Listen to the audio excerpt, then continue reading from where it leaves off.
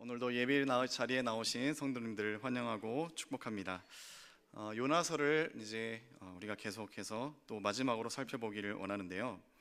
요나는 어떤 인물이었습니까? 우리가 성경에서 요나라는 인물에 대해서 참 잘 알고 있지 않습니까?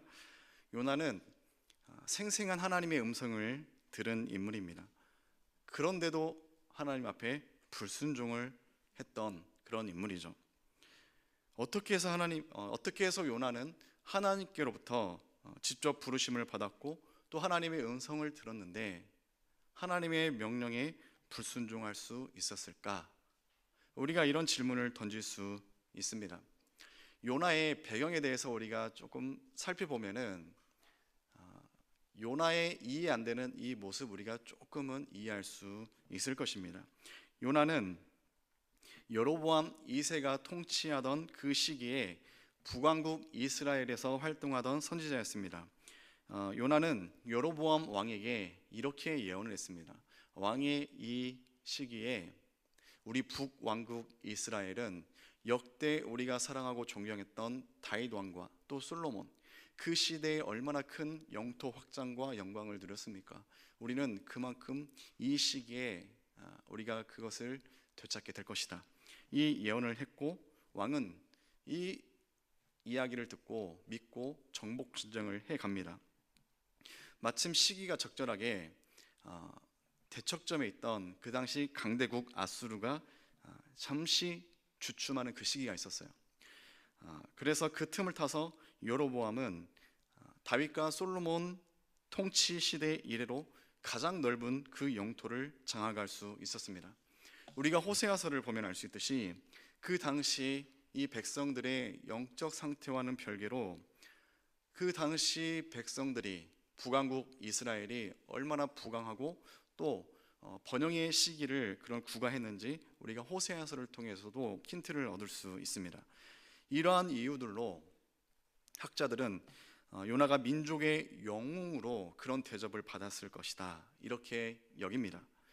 실제로도 요나의 그 예언, 거기에 대한 확신, 그리고 전쟁, 승리, 영토 확장, 국민들의 안녕과 이런 부유함, 이 중심에 있었던 요나, 이 요나가 어떤 대접을 받았겠습니까? 왕에게도 아주 중요한 인물이었고 민족에게 요나는 거의 영웅처럼 대접을 받았을 것입니다. 그리고 왕을 비롯해서 모든 사람들이 인정하고 존중하는 그런 대접, 이런 시간들 통해서 자연스럽게 요나도 스스로 자신의 위치를 어느 정도 정립을 했을 것입니다. 사람이 그렇습니다. 칭찬을 하고 좋은 이야기를 들으면은 그것이 내 모습이 되는 것처럼 그렇게 생각을 하죠. 그 위치가 어떻게 보면 참 위험한 것인데, 저는 칭찬해 주지 마십시오. 한 번씩 칭찬을 제가 듣는데 목사님 잘생겼습니다 이렇게 칭찬을 듣습니다. 1년에 꼭 두세 번씩은 듣는 것 같아요.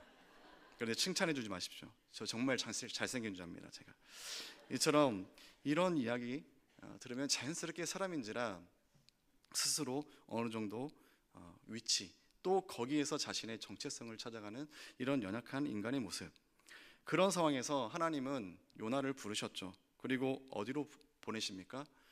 아수르로 보냅니다. 아수르는 그 당시 이스라엘하고 오랜 적대적인 그런 관계, 이미 오래 전부터 북왕국 이스라엘은 아수르에게 많은 곡물들을 바쳐왔어요. 얼마나 이 아수르에 대해서 반감이 크겠습니까? 원수 같은 나라죠. 그런데 하나님께서 요나를 부르셨고 이 아수르에 있는 니느웨로 가라 이렇게 말씀하셨죠. 요나가 순종합니까? 안 갔죠. 요나 안 갔습니다. 다시스로 도망합니다. 선민사상에 찌들었고 또 다른 곳도 아니고 아수르의 니느웨, 이거는 절대 말이 안 되는 거죠. 왜요? 자신이 누구입니까? 우리나라에서 누구보다 백성과 민족을 사랑하고 또 책임져야 될 나인데 그런 나를 원수 같은 니느웨로 가라니요. 이것은 민족적으로도 또 요나에게도 절대로 이거는 안 될 말입니다. 요나는 하나님께서 니느웨로 가라고 말씀하셨지만 가지 않습니다. 그런데 그 이유가 있어요. 또 다른 이유가 있는데 그것이 무엇이냐면은 당시 요나는 하나님을 몰라서가 아니라 누구보다 하나님을 잘 알았기 때문에 도망한 것입니다. 우리가 성경 한 구절 찾아보겠습니다. 출애굽기 34장 6절과 7절의 말씀을 우리가 같이 읽었으면 좋겠는데요. 우리 같이 성경을 찾아서 읽으면 좋겠습니다. 출애굽기 34장 6절과 7절 말씀,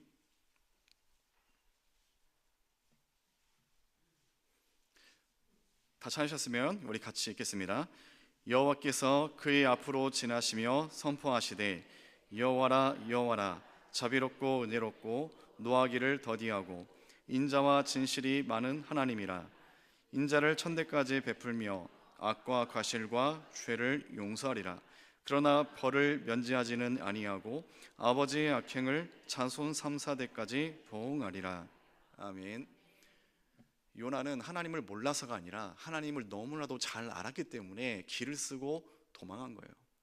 내가 정말로 싫어하는 그런 니느웨, 아수르의 니느웨, 자칫 잘못하면은 나를 통해서 그들이 용서받고 하나님의 자비, 구원의 은혜를 누릴 수 있거든요.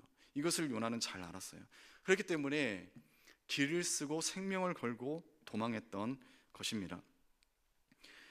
이처럼 요나의 이런 배경을 보면은 요나가 왜 그렇게 하나님께 길을 쓰고 불순종하고 도망을 갔는지 그것을 우리가 이제 어느 쪽으로는 한편으로는 또 이해가 될 수 있는데, 그런 요나의 모습 오늘 본문에서는 이제 어떤 장면이 나오냐, 이제 초막을 만드는 그런 장면이 나옵니다. 요나는 니느웨에 들어가서 그 성읍에서 사흘째 다시 성 밖에 나와 동쪽으로 가서 평지에 초막을 짓습니다. 그 당시 메소포타미아 이 지역에서는 거의 나무가 보기 힘듭니다. 구하기가 힘들어요. 그렇기 때문에 여기서 초막을 지었다는 것은 평지 넓은 들판에서 조금이라도 그늘을 만들 수 있는 어떤 지형을 이용하거나 아니면은 돌을 이용해서 돌을 쌓아서 그런 쉼터 같은 그런 공간을 만드는 그런 방법이, 그것이 한계였을 것입니다. 태양의 뜨거운 열기를 조금이라도 피하고자 이처럼 노력해서 이 초막을 만들었을 터인데, 요나는 길을 쓰고 니느웨로 오기 싫어했어요. 도망했던 자였어요. 그런데 결국 물고기 뱃속에 들어갔다가 나와서 다시 하나님이 말씀하신 곳으로 갔죠. 그런데 그곳에서 있다가 마을 밖으로 나와서 초막을 짓습니다. 초막을 짓는 이유는 무엇입니까? 내가 할 일 다 끝났어요. 그러면은 어떻게 해요? 정말 있기 싫으면은 가야죠. 다시 고국으로. 그런데 요나는 초막을 짓는 것은 이제 그곳에 볼 일이 있다거나 그곳에 한동안 머무르겠다라는 그런 표현이죠. 그런데 왜 요나가 초막을 지었을까? 그 이유가 또 분명히 있습니다. 우리가 어떤 구경을 하는 걸 좋아하잖아요. 재밌는 구경, 목사로서 이런 말 하기 좀 불편한데 죄송한데 무슨 구경이 재밌습니까? 싸움 구경도 재밌지만 또 불구경이 또 재밌습니다. 제가 군대에서 복무를 할 때 정말로 큰 사건이 하나 있었습니다. 부대 주변에 공장지대였는데 갑자기 밤중에 비상이 발동되어서 모든 부대원들이 집합을 했습니다. 저희 그 경계 담벼락 인근에 있던 그 공장에 큰 화재가 났습니다. 그 공장에 화재가 났는데 무엇을 취급하는 곳인지는 모르겠지만 불길이 어마어마했습니다. 불길이 활활 타오르면서 어두운 밤이 거의 대낮처럼 밝아질 정도로 아주 그 불길이 거셌고, 또 주기적으로 어떤 폭발음이 들렸습니다. 뻥 하면은 이제 하늘로 불꽃이 이렇게 버섯구름 같이 탁 올라갔다가 다시 사그라들고, 이것이 주기적으로 몇 번이 반복됐습니다. 그래서 전 부대원들이 그 양동이에 물을 채워서 이제 그쪽으로 인근을 천천히 가고 있었습니다. 그런데 폭풍 전야라는 말이 있죠. 약간 주기적으로 뻥뻥 터져줘야 되는데 갑자기 그 폭발음이 들리지 않은 거예요. 조금 그 전 부대원이 물동이를 들고 들어가는데 용감하게 전진을 했는데 모두가 그것을 느낀 거죠. 아, 불안하다, 심상치 않다. 아니나 다를까 잠시 후에 어마어마한 굉음과 함께 핵폭탄이 터지는 줄 알았습니다.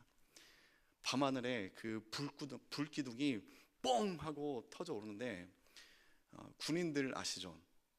지금보다 그때 20년이 좀 넘었으니까 그때 군기가 좀 셌습니다.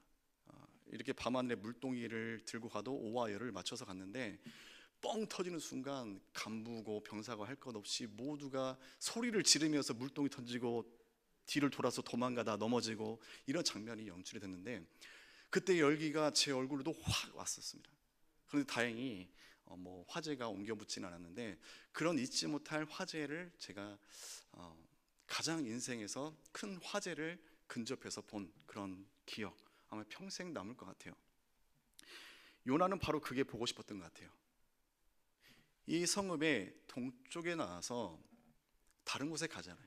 성읍이 어느 정도 잘 보이는 곳에 터를 잡습니다. 그리고 초막을 만듭니다. 한동안 있어야 되거든요. 이 뜨거운 태양을 조금이라도 가릴 수 있는 그런 공간이 필요하거든요. 앙상한 나뭇가지, 거적대기 이런 거를 총동원해서 조잡하게 만들었지 않았을까? 그리고 기다리는 거죠. 무엇을 기다립니까? 하나님의 심판이 임했을 때 소돔과 고모라처럼 이 니느웨가 불로, 유황으로 이런 심판을 받고 이 도시가 하나님의 심판으로 말미암아 잿더미가 되는 것. 원수 같은 나라가 하나님의 공의로 말미암아 심판을 받고 멸망해 가는 것. 이런 모습을 요나는 보고 싶어 하지 않았을까? 그것을 기대하고 초막을 만들고 그곳에서 대기하지 않았을까? 그런데 요나의 기대와 달리 아무 일도 일어나지 않습니다. 그리고 그 이후에 우리가 잘 아는 박넝쿨, 또 그 사건으로 인해서 분노하는 그 요나의 모습이 나옵니다. 그런데 하나님 앞에 분노하는 요나의 모습, 이게 처음이 아닙니다. 우리가 읽지 않았지만 4장 1절 그리고 4장 2절 우리가 같이 성경이 바로 옆에 있으니까 같이 읽었으면 좋겠는데요. 4장 1절 그리고 2절 말씀 같이 읽습니다. 요나가 매우 싫어하고 성내며 여호와께 기도하여 이르되 여호와여, 내가 고국에 있을 때 일하겠다고 말씀하지 아니하나이까? 그러므로 내가 빨리 다시스로 도망하였사오니 주께서는 은혜로우시며 자비로우시며 노하기를 더디하시며 은혜가 크시사 뜻을 돌이켜 재앙을 내리지 아니하시는 하나님이신 줄을 내가 알았음이니이다. 아멘. 요나는 이 4장에서 총 분노하는 장면이 2번 나옵니다. 이 분노하는 장면 2가지. 먼저 4장 1절에서 분노는 이런 분노라고 표현하고 싶습니다. 이럴 줄 알았다 분노. 두 번째는 박넝쿨 분노. 이럴 줄 알았다 분노는 그거죠. 하나님 그럴 줄 알았습니다. 내가 하나님 그러실 줄 알았습니다 하고 크게 성내는 것이죠. 무엇을 그러실 줄 알았다는 거죠? 하나님이 결국 니느웨에 대한 심판을 처리할 거 제가 알았습니다 하면서 그것을 가지고 크게 분노하고 성질을 부리는 것입니다. 그러나 사랑하는 성도님, 지금 비록 요나는 성내지만 이 원수 같은 나라, 그것을 또 소중하게 여기시고 심판을 처리하시는 하나님, 요나의 마음 우리가 충분히 이해가 되지만 하나님의 이러한 모습이 우리에게 큰 은혜인 줄 믿으시기 바랍니다. 왜 그렇습니까? 이 세상은 심판에 대한 선고는 언제 합니까? 더 이상 여지가 없을 때 심판을 선고합니다. 그러면 그것은 돌이킬 여지가 있습니까? 없습니까? 없어요. 끝이에요, 그게. 그런데 하나님은 좀 달라요. 심판을 선고하시는데 그 심판의 목적이 어디 있습니까? 정말로 잿더미로 만들기 위해서 하나님이 심판하신 것입니까? 아니에요. 하나님은 여지를 주시고자 심판을 선고하시는 것입니다. 그렇기 때문에 이 심판을 선고받고 철회하는 것은 하나님은 어떻게 보면은 기다렸다는 듯이 쉽게 처리를 하신 것이고, 이것이 우리에게는 큰 감사와 또 위로와 소망과 은혜가 되는 것이에요. 만약 이런 성격이 하나님께 없었다면은 우리는 아마 이 세상에서 이렇게 버틸 수 있는 사람 없었을 것입니다. 하나님은 계속해서 참아주시고 인내하시고 용서해 주시고 기다려 주시는 분, 그 하나님, 심판을 하시기보다 심판 철회를 기뻐하시는 하나님, 그 하나님, 그 속성으로 인해서 우리가 지금까지 여기까지 왔다는 것, 이것이 하나님의 큰 은혜라는 거 여러분들 기억하시기 바랍니다. 그 뒤에 오늘 본문에서 이어서 또 요나는 분노하죠. 박넝쿨로 인해서 분노합니다. 먼저 6절을 보면은 하나님께서 박넝쿨을 예비하셨습니다. 그리고 조잡하게 만들어 온 그 초막, 그곳에 박넝쿨이 자라서 요나가 그늘로 인해서 이 뜨거운 열기를 피할 수 있게 하나님께서 정말로 세심하게 배려를 하셨어요. 그리고 그것으로 인해서 요나는 얼마나 기뻐합니까? 이 박넝쿨 하나만으로도 요나는 큰 행복과 기쁨을 누리고, 생각해 보십시오 여러분. 중동의 그 기후에서 아무것도 없는 황폐한 곳에서 갑자기 하루아침에 박넝쿨이 자란다? 이것은 자연스럽게 일어날 수 있는 일이 아니에요.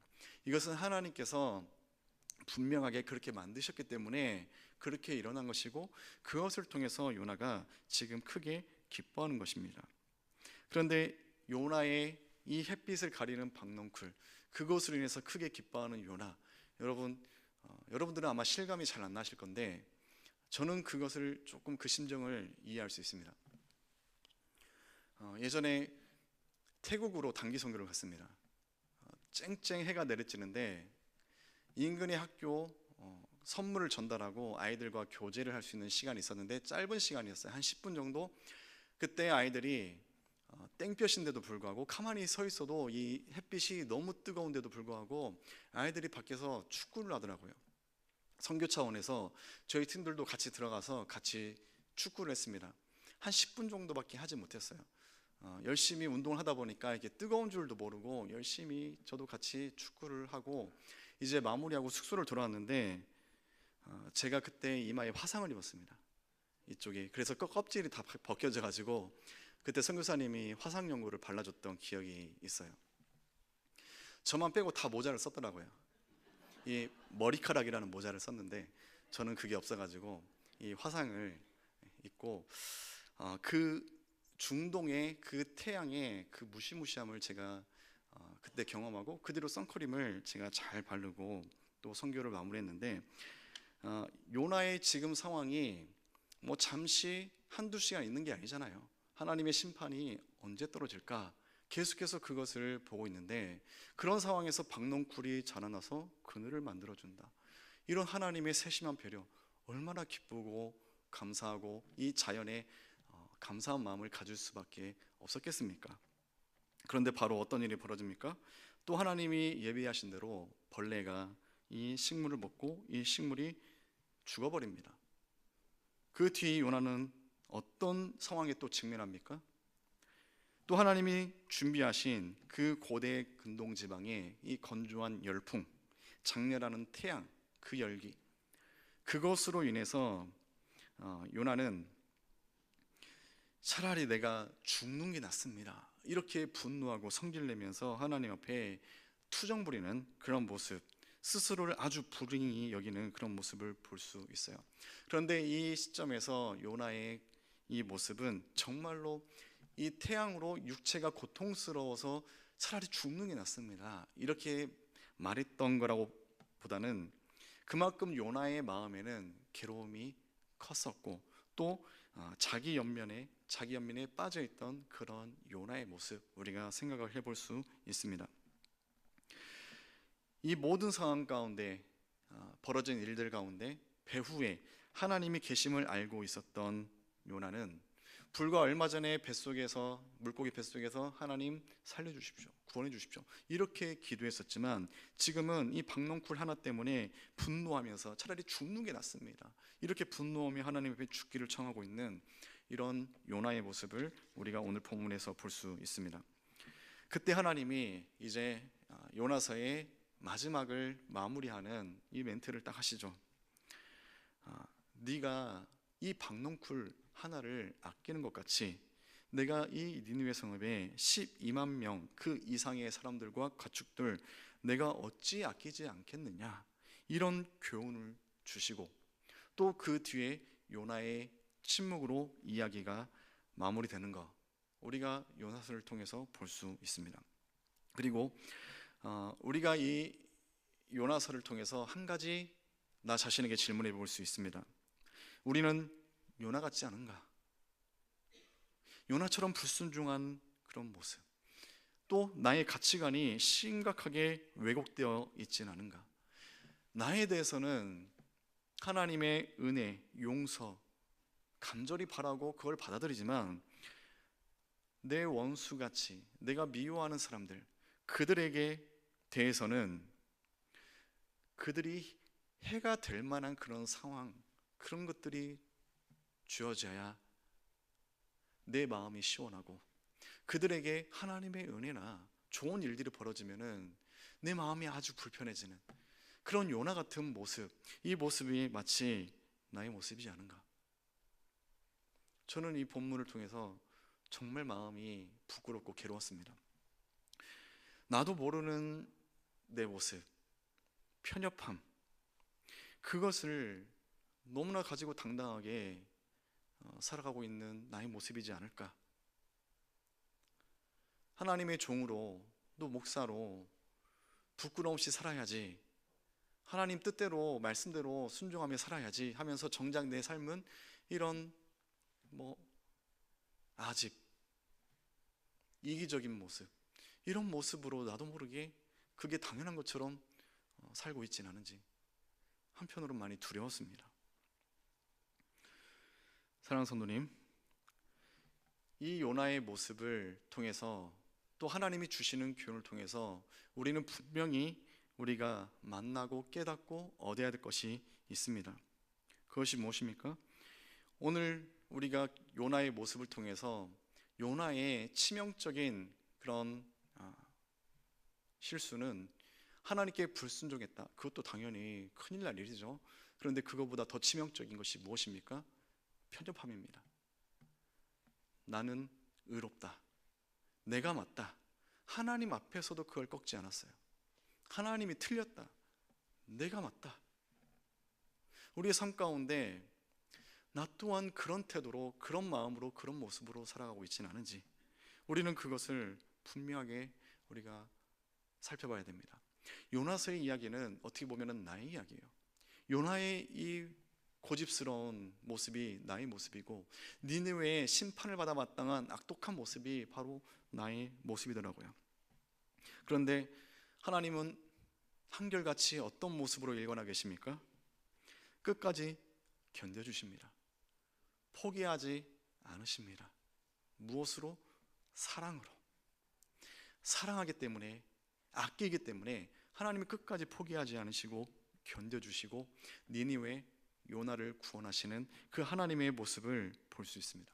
저는 요나의 이 다음 행보가 너무나도 궁금해요. 성경에 기록되지 않았지만 지금 이 상황에서 침묵, 그리고 이 요나서의 저자인 요나를 통해서 이 요나서가 탄생하기까지, 요나서가 끝까지 이것을 거부했다면은 요나서는 우리들에게 오지 않았을 것이야. 아니요, 하나님이 하시면은 오겠죠. 그런데 제가 무슨 말씀을 드리고 싶은지 이해하시겠죠? 요나서는 요나가 이후에 긍정적으로 돌이켰기 때문에 최대한 요나 자신은 볼품없이 하나님의 인자와 자비의 사랑을 더욱더 분명하고 뚜렷하게 드러낸 책이 바로 이 요나서. 저는 요나가 이 이후에 돌이켰을 뿐만 아니라 요나가 정말로 위대하신 하나님의 그 사랑, 인자, 자비하심, 누구보다 그것을 가슴에 확 담았다고 저는 그렇게 믿습니다. 그렇기 때문에 기록은 없지만 저는 요나의 이 다음 행보가 너무 궁금하고 나중에 천국 가면은 물어볼 거예요. 그 뒤에 어떻게 살았느냐고. 사랑하는 성도님, 저는 요나서를 이렇게 말씀드리고 싶습니다. 여러분을 향한 하나님의 러브레터라. 여러분들을 너무 사랑하시는 하나님의 사랑의 편지다. 사랑하는 성도님, 오늘 본문에서 요나서는 우리에게 중요한 메시지를 줍니다. 하나님의 그 인자하신 그 사랑, 자연스럽게 우리도 그 사랑에 따라서 원수인 니느웨까지도 사랑으로 품어야 될 것, 우리가 분명한 메시지를 얻죠. 그런데 내 안에 사랑이 없는데 어떻게 사랑을 나눠줄 수 있겠습니까? 사랑하는 성도님, 하나님은 우리에게 불가능한 것을 요구하지 않습니다. 우리가 원수 같은 니느웨에게 어떻게 사랑을 전해줄 수 있겠습니까? 우리는 불가능하지만 하나님은 불가능하지 않으십니다. 하나님의 그 사랑을 여러분들 마음에 많이 많이 담으십시오. 요나서를 통해서, 말씀을 통해서, 성경을 통해서 하나님이 나를 얼마나 사랑하는지 그것을 머리로만이 아니라 계속해서 마음에 담으십시오. 그 사랑으로 여러분들 충만해지십시오. 그때 비로소 여러분들이 원수까지도 사랑할 수 있는 그런 참 그리스도인, 참 성도로 살아갈 수 있을 것입니다. 그렇게 살아가는 여러분 되시기를 주님의 이름으로 간절히 소망합니다. 기도하겠습니다.